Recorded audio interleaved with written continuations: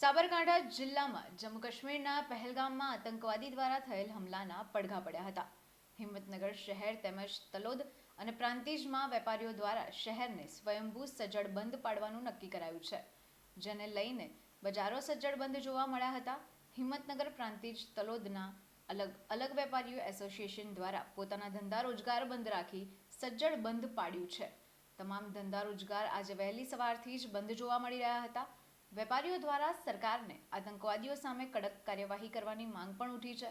Israel સરકાર દ્વારા આતંકવાદીઓ સામે જે પ્રકારનું કડક વલણ અપનાવાય છે, તેવી રીતે ભારત સરકાર પણ આતંકવાદીઓ સામે કડક વલણ અપનાવી કરે તેવી માંગ ઉઠી છે।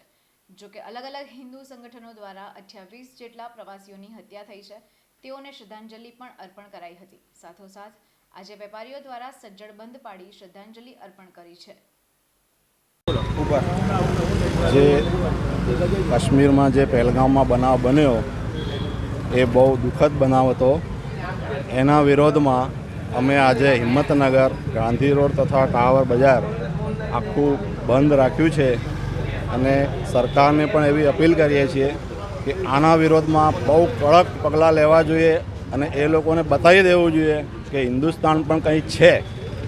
અને સાંજે 7 વાગે અમે શ્રદ્ધાંજલિનો પ્રોગ્રામ રાખેલ છે હનુમાનજી ચોક નીચે ટાવરે।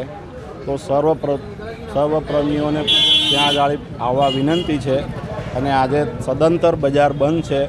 એના માટે ખૂબ સારું લાગે છે કે બધા એક થઈ અને દુકાનો બંધ રાખી છે, એકતા બતાવી છે। એના માટે ખૂબ ખૂબ આભાર। Manish Sankhla, Krishna garment, tower.